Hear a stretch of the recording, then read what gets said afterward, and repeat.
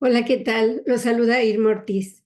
Es un placer para mí estar aquí con ustedes, saludándolos y compartiendo esta clase. Gracias a Dios que por fin he podido grabar para compartir con todos ustedes. En esta ocasión estaré hablando sobre el avivamiento eucarístico nacional que está ocurriendo en este país y el cual ha comenzado desde el 19 de junio del 2022.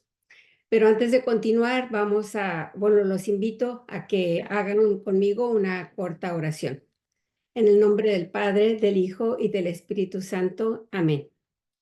Señor, te pido me bendigas y bendigas a todas las personas que me escuchan en estos momentos.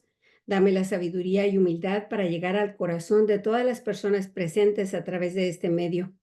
Que esta plática sea de provecho espiritual para todos en la medida que tú sabes lo necesitamos, Señor. Te lo pido por Jesucristo nuestro Señor. Amén. Dios te salve María, llena eres de gracia, el Señor es contigo, bendita eres entre todas las mujeres y bendito es el fruto de tu vientre Jesús. Santa María, Madre de Dios y Madre nuestra, ruega por nosotros pecadores, ahora y en la hora de nuestra muerte. Amén. En el nombre del Padre, del Hijo y del Espíritu Santo. Bueno, pues para continuar, permítanme compartir con ustedes estas imágenes para que sea un poco más atractiva la plática, la clase, y podamos entender un poquito más de todo lo que vamos a hablar. A mí siempre me ayudan estas cosas y creo que a todos nos ayudan.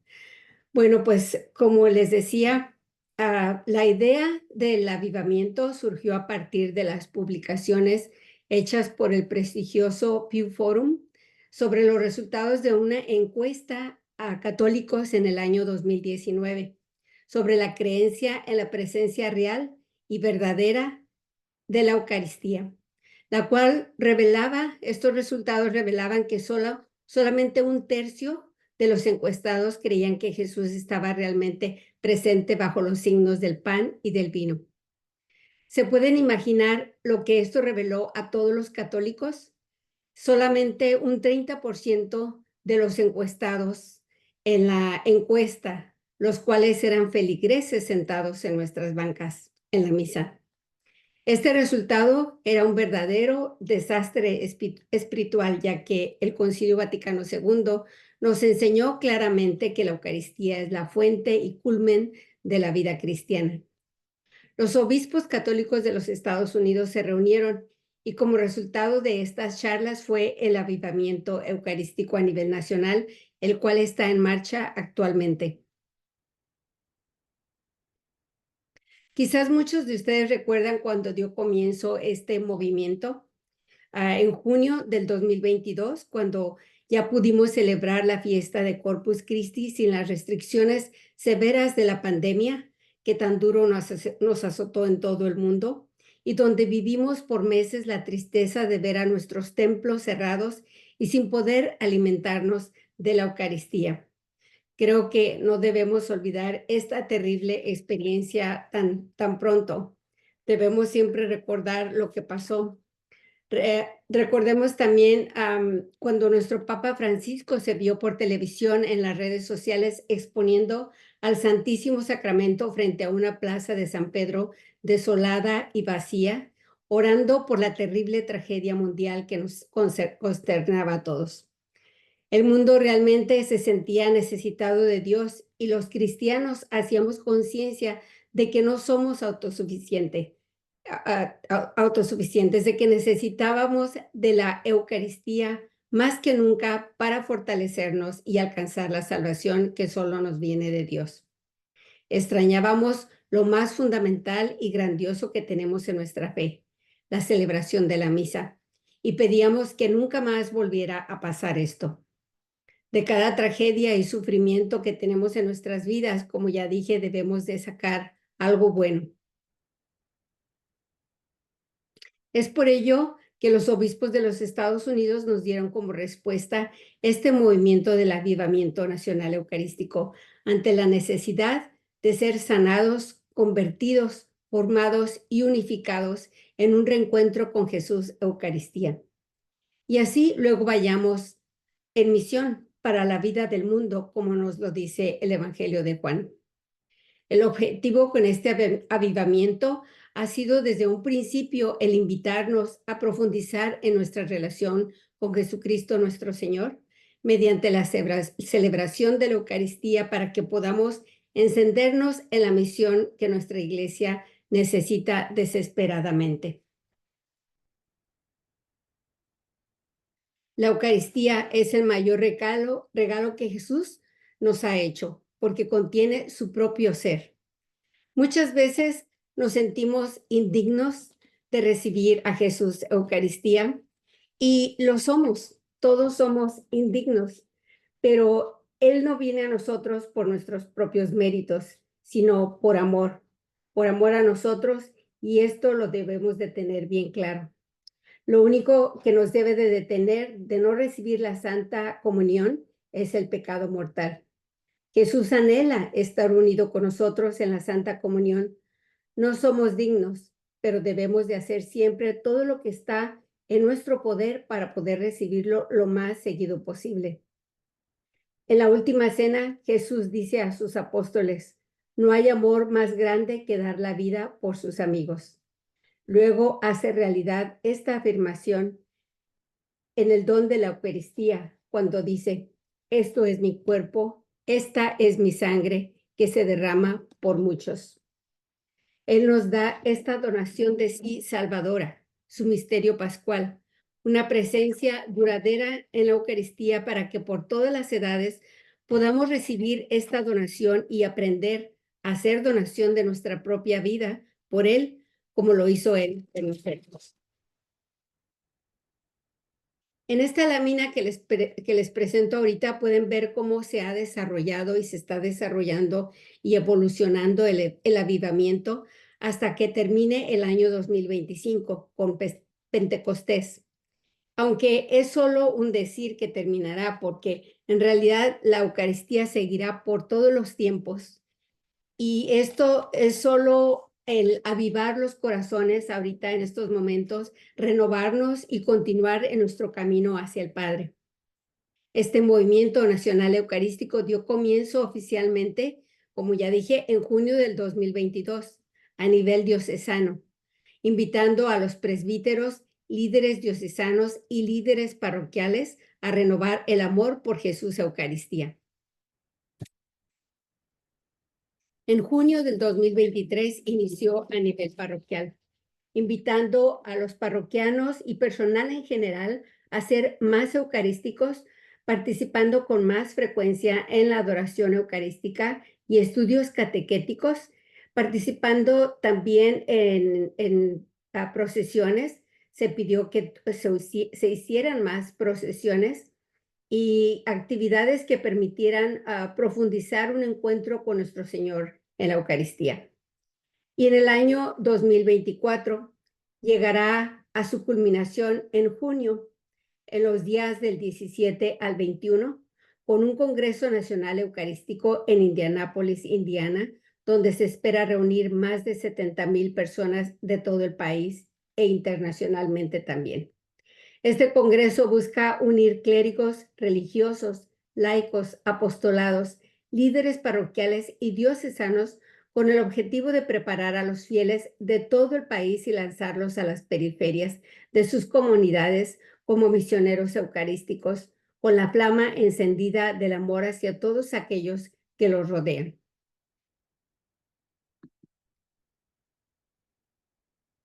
Las peregrinaciones hacia el punto de encuentro, o sea, Indianápolis, comenzaron en el mes de mayo y son 4.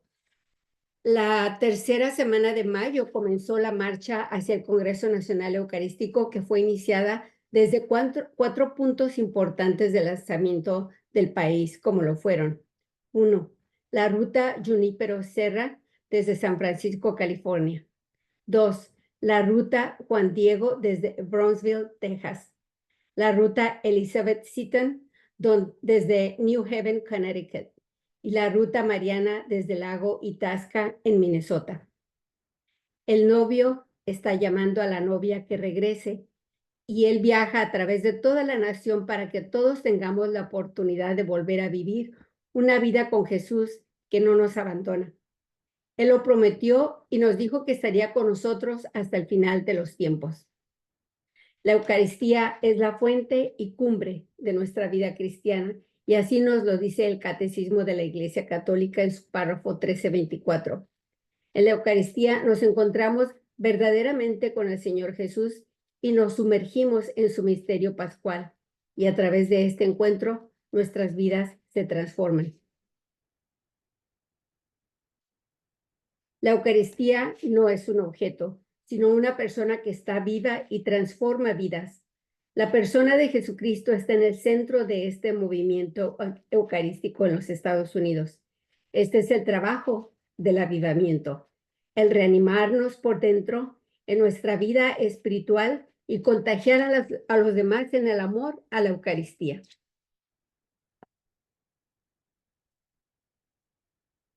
No sé si ustedes saben o conocen a quién fue el obispo Fulton Sheen. Él hablaba bellamente acerca de la adoración frente al Santísimo, la cual fue el centro de su espiritualidad. Nos dejó profundas pláticas acerca de lo que es la Eucaristía y de cómo a él le fortalecía el postrarse frente al Santísimo por 1 hora diaria desde el primer día de su vida sacerdotal. El arzobispo Sheen escribió que hay 3 razones principales por las que él centró su vida en torno a la Eucaristía y enseñó a otros a hacer lo mismo. Primero, lo vio como una forma de participar en la obra de la redención. La adoración nos da la oportunidad de permanecer con Cristo a pesar del mal en el mundo que nos rodea. Segundo, en memoria del pasaje de Getsemaní, cuando Jesús les dice, ¿no pudieron velar 1 hora conmigo? Hoy tenemos la oportunidad de responder a esa pregunta durante nuestro propio tiempo de adoración. Y tercero, al pasar tiempo con Jesús en la Eucaristía, nos formamos cada vez más en su semejanza, de manera muy similar a como Moisés fue transformado cuando regresó de su estancia en el monte Sinaí, viendo a Dios cara a cara. Nuestros corazones son transformados al permanecer cerca del corazón de Dios que está presente en el sagrario y dentro de cada custodia. Cuando nos sentamos frente a la Eucaristía es como cuando nos reunimos con un amigo a dialogar, o quizás no podamos decir nada, pero el amigo que sabe que estamos ahí para hacerle presencia, para acompañarlo.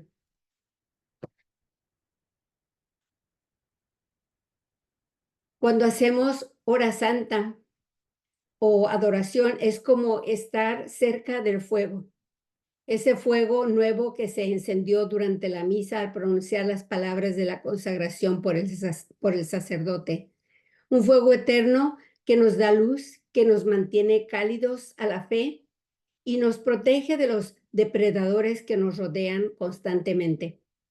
Vivimos en un mundo rodeado de enemigos visibles e invisibles, y el fuego desde los tiempos más remotos siempre ha mantenido a esos enemigos y depredadores a raya.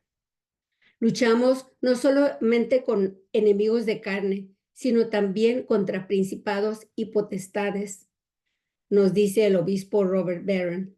Así que no olvidemos, el fuego mantiene aparte a los depredadores y nos protege de ellos. Es la flama que nunca se extingue en nuestra iglesia y nos llama a mantenernos cerca de ella. Es la luz que nos ayuda a poder ver con claridad, aún en la oscuridad, para así reconocer a Jesús en cualquier circunstancia de nuestra vida, por muy oscura que parezca. El calor que nos protege del frío. Es un fuego que nos protege de los enemigos de nuestra fe en este mundo secular en que vivimos. Es un fuego que nos da luz, luz espiritual, calor espiritual y protección espiritual. Nuestra alma definitivamente ha sido creada para Dios. Está dirigida a Dios. Después de la resurrección, Jesús se acerca a dos discípulos desesperados en el camino de Emaús. Tras encontrarse con ellos, les recuerda, hombres duros de entendimiento, ¿cómo les cuesta creer todo lo que les anunciaron los profetas? Luego interpreta las escrituras explicándoles cómo los profetas habían predicho el sufrimiento del Mesías y cómo esto le conduciría a entrar a la gloria. Sus corazones ardían en su interior mientras él hablaba, pero no le reconocieron, hasta que tomó el pan y pronunció la bendición y luego lo partió y se los dio. También nosotros, la Eucaristía nos hace capaces de ver y creer en nuestro Señor resucitado. A través de la liturgia tenemos garantizado el encuentro con Jesús.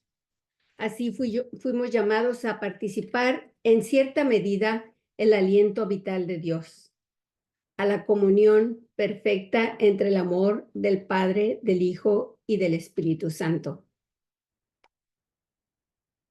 Los encuentros de Jesús nos cambian definitivamente. A lo mejor, si hicieron la primera comunión siendo muy niños, no recuerden, pero mi experiencia como catequista es que los niños, mientras más pequeños hacen su primera comunión, esperan con más ansia ese día y dentro de su inocencia, este acontecimiento se convierte en algo muy especial e inolvidable para ellos. Yo, por ejemplo, recuerdo muy bien el día de mi primera comunión, como si fuera el día de ayer. Fue un 18 de enero. Recuerdo lo especial que me sentía la misa, que fue a las 9 de la mañana. Fue una misa para mí solamente, con reclinatorios. Recuerdo al padre que la celebró, el padre Lagunas, y también tuvimos después en casa un desayuno sencillo, con invitados y con pastel. En aquel entonces en México se acostumbraba a llevar padrinos en este sacramento y yo recuerdo muy bien y con mucho cariño a mi madrina Lulú. Recuerdo mi vestido, mi familia y muchísimos detalles de ese día. Bueno, pues durante estos 3 años de avivamiento y todo lo que vendrá después, porque esto, como ya dije, nunca acabará, la Eucaristía es la esencia de nuestra fe católica, se quiere que todos los fieles sean invitados a venir y ver en las celebraciones de la Santa Misa, con la esperanza de que se encuentren verdaderamente a Jesús vivo en la Eucaristía. El Papa Francisco nos dijo durante el Ángelus el 19 de junio perdón, me olvidé de decirles estas preguntas que tengo aquí, donde les pregunto, ¿recuerdan la primera vez que se encontraron con Jesús en la Eucaristía? ¿Qué le pasó a tu corazón, a la dirección de tu vida y a los deseos que tenías?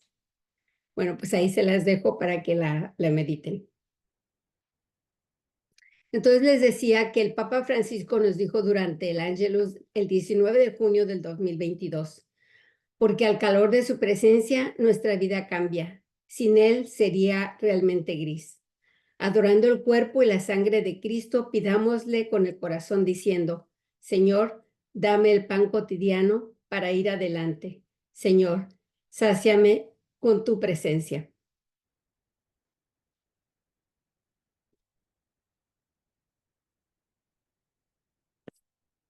Y San Francisco de Asís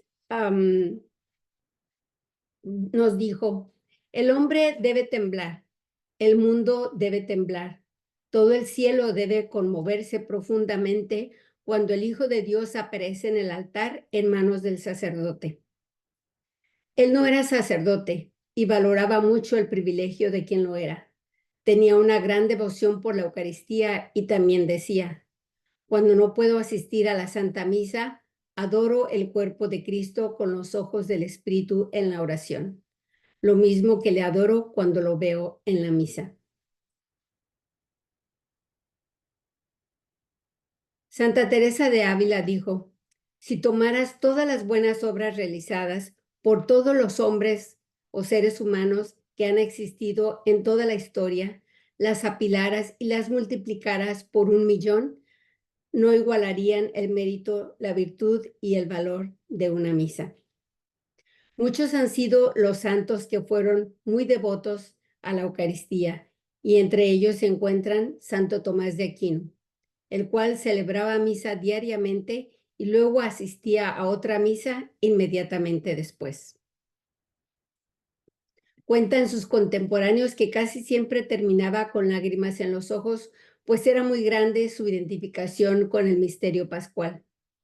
Cuando estaba luchando con alguna cuestión intelectual, siempre se pasaba mucho tiempo frente al Santísimo, inclusive recostado sobre él, con su cabeza sobre él, como pidiendo inspiración divina directa. Su secretario personal decía que estaba convencido que Santo Tomás de Aquino resolvió muchos más problemas intelectuales a través de la oración que lo hizo a través del pensamiento. Y recordamos que él fue un gran pensador de la tradición occidental. Bueno,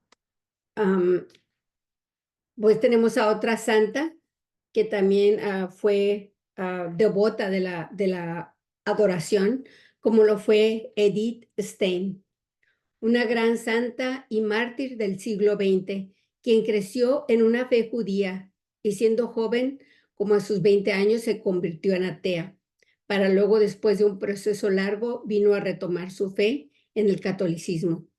Ella pasaba horas y horas frente al Santísimo sin interrupción, siendo aún laica en el convento. Seguramente esas horas de adoración le dieron la fortaleza para convertirse en la gran mártir que fue ella. La Santa Madre Teresa de Calcuta se sentaba en adoración también hora tras hora y de allí tomó fuerza y fundamento para la obra con los pobres. Han hecho una estatua que representa su postura y actitud que ella tenía siempre frente al Santísimo y pareciera que es ella misma la que se encuentra allí en la actualidad. Ella dijo, el tiempo que uno pasa con Jesús en el Santísimo es el tiempo mejor invertido en la tierra.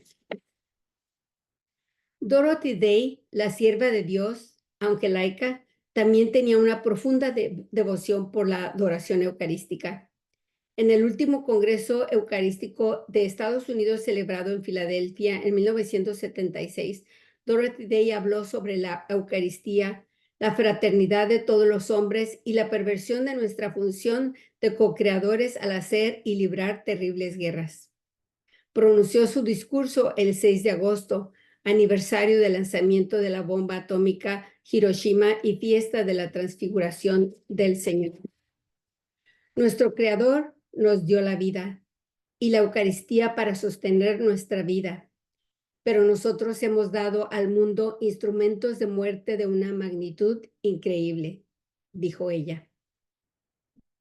¿Y qué decir de Karol Wojtyła, San Juan Pablo II, quien decía, el momento más importante y sagrado de cada día es la celebración de la Eucaristía. La Santa Misa es el centro de toda mi vida y de cada día. Cuentan una anécdota en que se les perdió él a quienes ayudaban y lo acompañaban y lo buscaron por todas partes y por fin lo llegaron a encontrar en adoración eucarística, pero él se encontraba acostado en el suelo frente al Santísimo en posición de crucifixión boca abajo, y eso era algo que él hacía al parecer constantemente. El gran amor al Señor lo llevaba a postrarse de tal modo cuando estaba frente a él.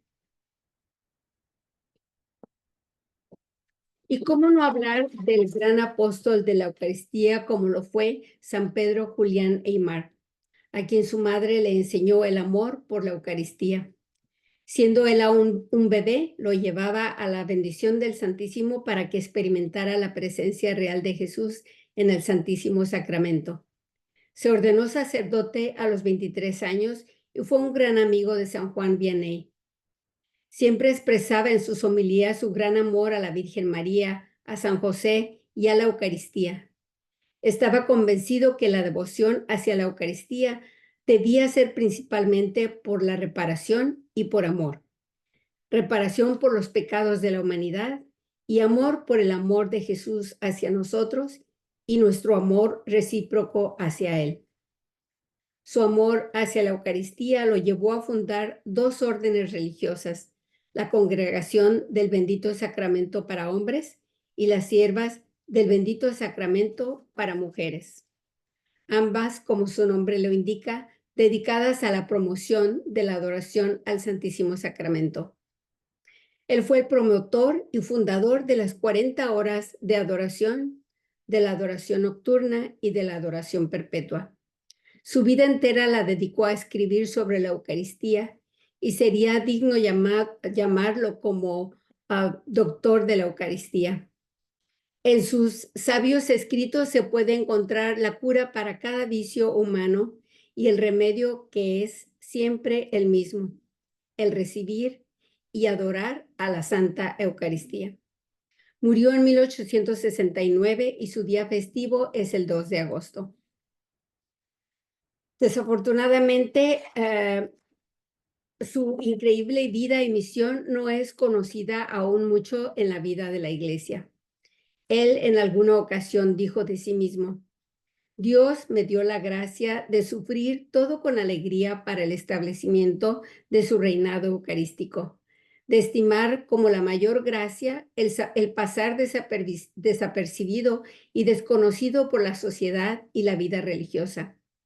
Los más grandes santos del mundo han sido grandes adoradores eucarísticos. Y aquí les tengo una recomendación.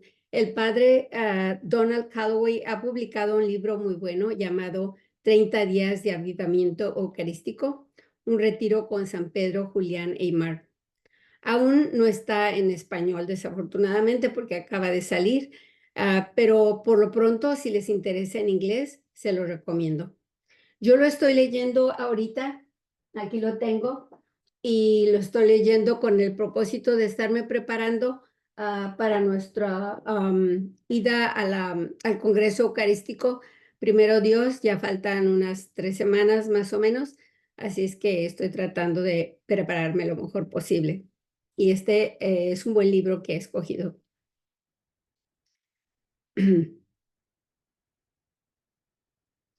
Pues con motivo del avivamiento, del reavivamiento o avivamiento eucarístico en los Estados Unidos, el cardenal Timothy Dolan recibió de manos del arzobispo Domenico Sorrentino la reliquia de primera clase del beato Carlo Acutis, que aquí lo tengo a mis espaldas, en representación del Comité de los Obispos del país para la Evangelización y Catequesis.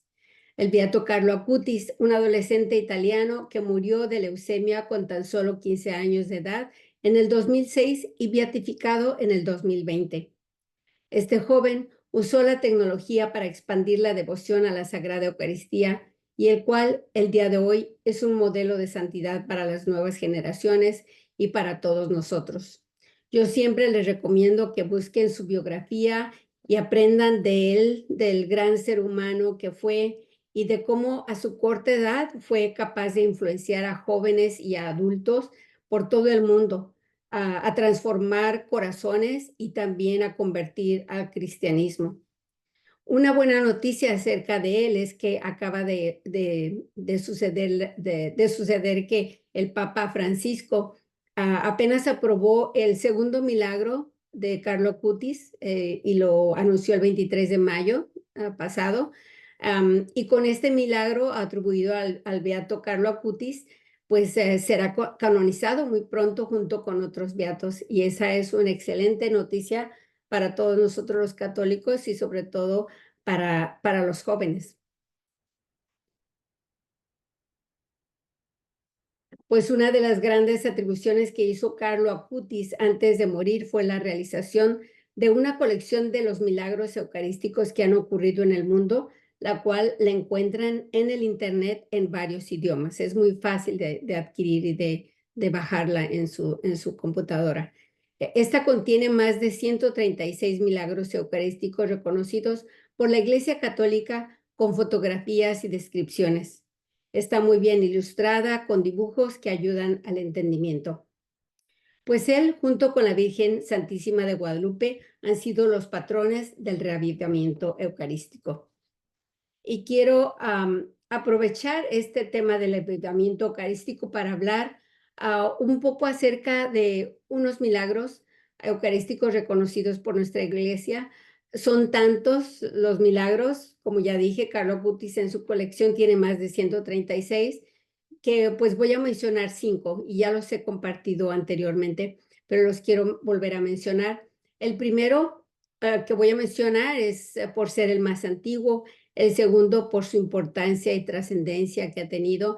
Los otros dos porque considero tienen más familiaridad con nuestra cultura latina y uno de ellos se encuentra en mi México querido. Me siento muy feliz y agradecida con Dios por ello.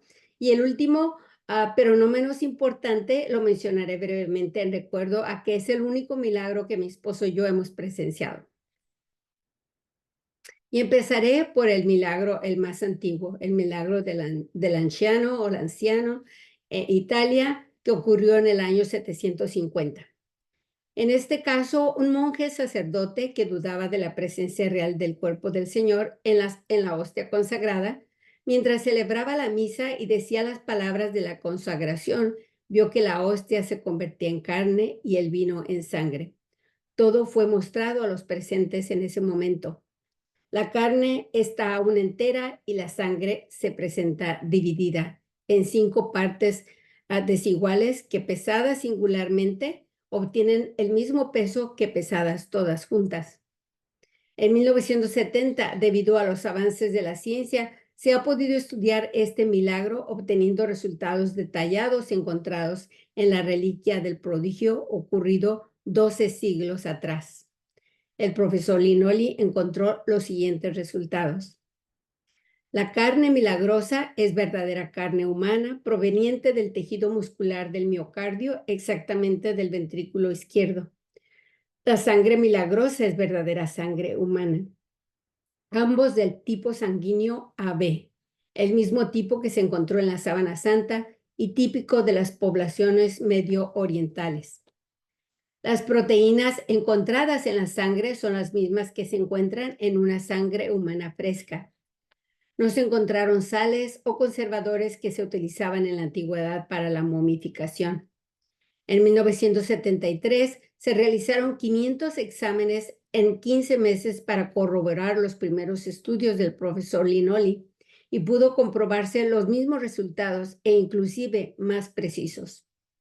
En el año de 1976, la Comisión Médica de la ONU en Nueva York y Ginebra declaró que la ciencia, consciente de sus límites, se detenía ante la imposibilidad de dar una explicación.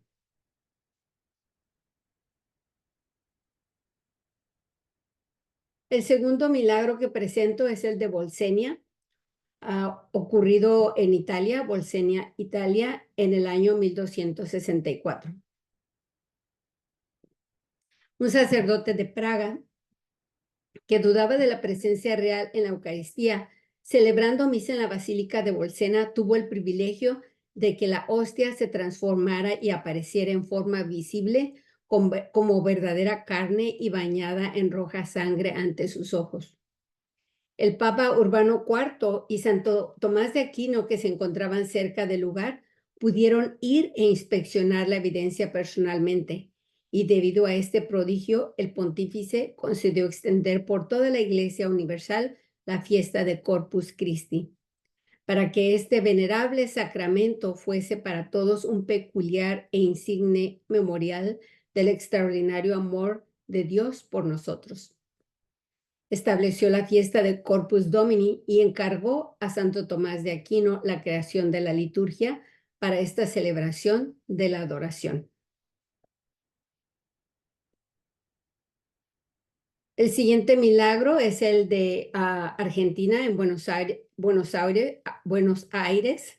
En la parroquia de Santa María han sucedido 3 milagros eucarísticos que tuvieron lugar, uno en 1992, otro en 1994 y el tercero en 1996.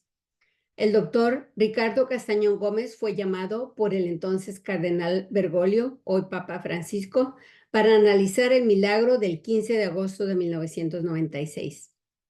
Y sucedió de esta manera. El 15 de agosto de 1996, durante la misa de la Asunción de la Santísima Virgen, se tuvo que volver a meter en el sagrario una hostia consagrada que se había caído al suelo mientras se daba la comunión. Se puso en un recipiente con agua para que se disolviera. Unos días después, el 26 de agosto, un ministro de la Eucaristía abrió el sagrario y vio que la hostia se había transformado en sangre. Una doctora descubrió que era sangre humana y que presentaba toda la fórmula leucocitaria, además de haberse sorprendido mucho de haber encontrado glóbulos blancos activos, ya que normalmente están presentes cuando hay una infección, como si el tejido estuviera vivo. Y aquí les presento el milagro de Tixtla, México, que ocurrió el 21 de octubre del 2006. El padre Leopoldo Roque de la parroquia de San Martín de Tours invitó al padre Raimundo Reina Esteban de Tijuana a dirigir un retiro espiritual para sus parroquianos. En el momento de dar la comunión, una religiosa que estaba ayudando a un lado del padre Raimundo se dirigió hacia él para decirle con lágrimas en los ojos que al tomar una de las hostias para dar la comunión a una parroquiana había empezado a desprender una sustancia rojiza. El padre Leopoldo, junto con las autoridades eclesiásticas mexicanas, acudieron al doctor Ricardo Castañón, científico que había analizado las hostias del caso de los milagros de Argentina. Los estudios realizados a través de varios años dieron los resultados dados a conocer en el año 2013 durante un simposio internacional de la diócesis de Chilpancingo y dijeron lo siguiente: la sustancia rojiza analizada corresponde a sangre en la que hay hemoglobina y ADN de origen humano. La sustancia procede del interior, sin dejar la posibilidad de que alguien la haya colocado en el exterior. Es también de tipo sangre AB, como todos los demás milagros eucarísticos. A pesar de que la parte superior de la sangre está coagulada desde el año 2006, sus capas subyacentes internas revelaron en febrero del 2010 la presencia de sangre fresca. Se halló glóbulos blancos intactos, glóbulos rojos y el tejido desgarrado muestra mecanismos de recuperación como cuando es un tejido vivo. Se observa tejido hallado que corresponde al músculo del corazón, miocardio, ventrículo izquierdo. El acontecimiento no tiene una explicación natural. Y por último, presento el milagro eucarístico de Santarém, Portugal, de 1247. Se encuentra en la iglesia de San Esteban, en Santarém, Portugal. Y sucedió que cuando una mujer muy celosa con su marido va con una hechicera y ella le dice que robe una hostia consagrada para hacerle un filtro de amor a su esposo. La mujer robó la hostia y la escondió en un pañuelo de lino que inmediatamente se manchó de sangre. Ella, llena de horror, corrió hacia su casa y escondió en el cajón de su dormitorio. Pero durante la noche comenzaron a salir rayos de luz que iluminaban el cuarto como si fuera de día. Ella tuvo que explicarle al esposo lo que estaba ocurriendo. Los esposos le contaron al párroco de la iglesia lo sucedido y la hostia fue llevada a la iglesia en procesión. Actualmente la hostia se conserva en un trono eucarístico en la parte superior del altar mayor. La iglesia de San Esteban también se le conoce como el santuario del Santo Milagro. La hostia ha destilado sangre a través de los siglos. Desde que ocurrió el milagro se realiza una procesión el segundo domingo de abril desde la casa de los esposos hasta la iglesia de San Esteban, y la casa de los esposos se convirtió en capilla desde el año 1684. Y allí les he puesto una fotografía de mi esposo y yo en Santarém. Fue realmente un privilegio poder haber visto este milagro. Recuerdo que nos subieron por una escalerilla para ir y verlo por unos, yo creo que segundos, un minuto si acaso, pero fue algo extraordinario. Estos milagros eucarísticos han sucedido a través de la historia y cada vez más frecuentes son la señal del inmenso amor que Dios tiene a la humanidad y su corazón herido por nuestro mal comportamiento nos sigue hablando. Él quiere que le conozcamos y lo amemos inmensamente como Él nos ama y nosotros lo seguimos crucificando una y otra vez con nuestros pecados, con nuestra falta de confianza, con nuestra tibieza. Él nos ha creado para ir al cielo y no lo acabamos de comprender. Dios insiste en salvarnos continuamente. No deberíamos en realidad de necesitar pruebas para creer en Él y amarlo, pero Él también sabe lo duro de corazón que somos y nos sigue dando una y otra oportunidad. Y por ello es que en este mundo que vivimos tan avanzado tecnológicamente hablando, pues nos damos la oportunidad de que la ciencia nos compruebe la veracidad de estos milagros eucarísticos, pero pues ni aún así nos convencemos y no cambiamos. ¿Qué más podemos querer? Dios ha intervenido una y otra vez en la historia de su pueblo para recordarnos de su presencia entre nosotros. Así que cada que comulguemos y digamos amén, será mejor que estemos preparados para vivir la vida eterna, nos dice también el obispo Robert Barron. Los milagros eucarísticos nos prueban que Cristo está vivo en la Eucaristía. Necesitamos ser laicos comprometidos y atrevernos a hablar de ello. Por lo pronto podemos empezar hablando del querigma. El querigma, como nos dice el Papa Francisco, ¿qué es el querigma? El querigma es decir, es del amor, es el amor de Jesús, es el amor de Dios, pero decir a las personas cuando no sepamos otra cosa que decirles, Jesucristo te ama y dio su vida para salvarte y ahora está vivo a tu lado cada día para iluminarte, para bendecirte, para liberarte. También nos dicen que hagamos eco. El director nacional para la catequesis nos dice que catequesis viene del griego, significa instrucción oral. Y la definición del directorio general de la catequesis nos dice que es el hacer eco. Cuando hablamos de nuestra fe, estamos haciendo eco del conocimiento y de nuestra relación con Jesús. Y esto es precisamente lo que estoy haciendo yo y lo que hago siempre, hacer eco de lo que aprendo, de lo que investigo. No hay manera que yo pueda inventar nada, simplemente aprendo y transmito. Bueno, pues quiero también mostrarles esta iglesia tan interesante que encontré. Es la Basílica del Sagrado Corazón, que se encuentra en París, Francia. Las monjas benedictinas de la Basílica del Sagrado Corazón en Montmartre, París, relatan que en casi 139 años, desde el 1 de agosto de 1885, nunca han dejado la adoración perpetua del Santísimo Sacramento. Y esto es increíble, realmente me impactó. La adoración eucarística en este templo, el segundo más importante luego de la Catedral de Notre Dame en la ciudad, tampoco se interrumpió durante la cuarentena del coronavirus. La adoración no ha parado ni un minuto, incluyendo el periodo de las 2 guerras mundiales, dijo al National Catholic Register la iglesia Cecile Marie, miembro de las Hermanas Benedictinas del Sagrado Corazón de Montmartre y responsable de la adoración eucarística por las noches.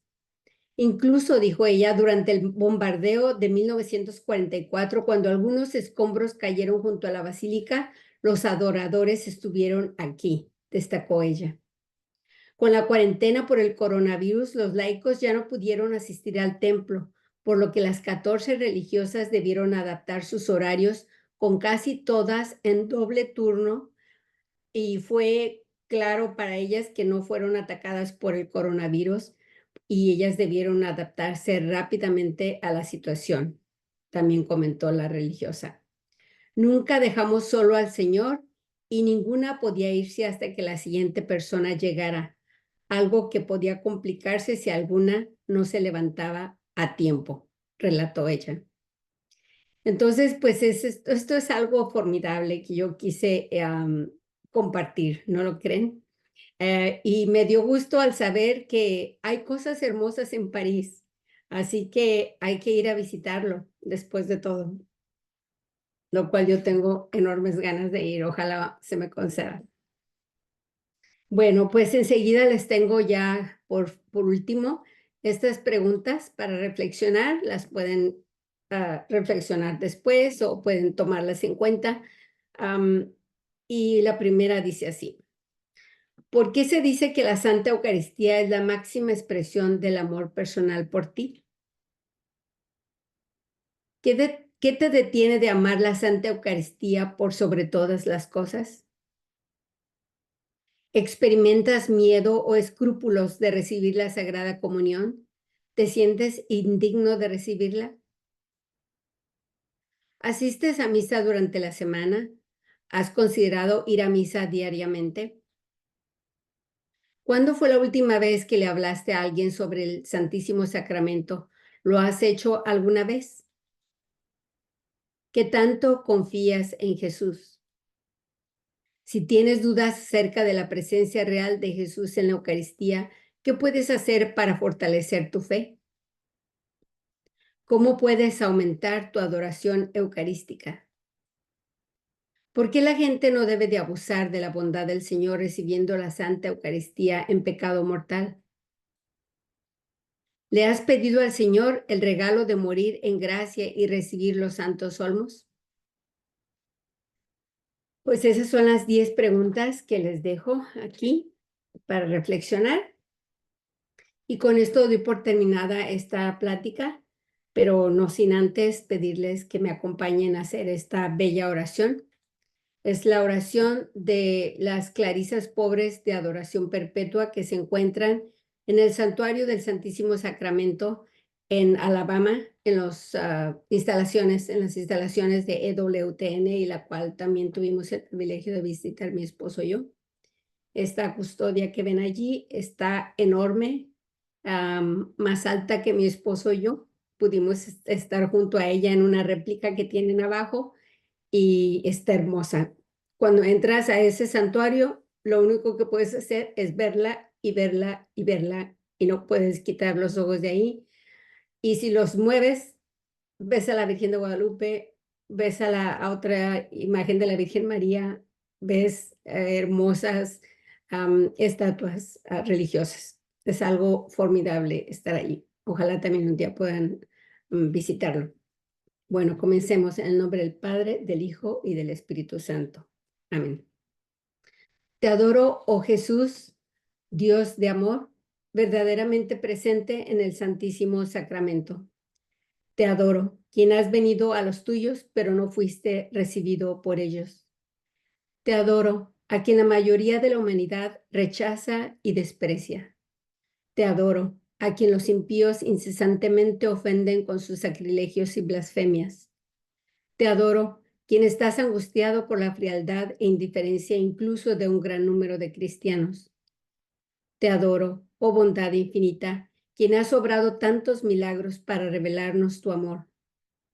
Te adoro con todos los ángeles y santos y con esas almas elegidas que ahora son los benditos de tu Padre y brillan con un ardiente amor hacia ti. Amén. Señor, confío mi pasado a tu misericordia, mi presente a tu amor y mi futuro a tu divina providencia. En el nombre del Padre, del Hijo y del Espíritu Santo. Amén. Pues muchísimas gracias por haberme acompañado. Espero haya sido de mucho beneficio para todos ustedes y nos vemos hasta la próxima. Bendiciones. Gracias.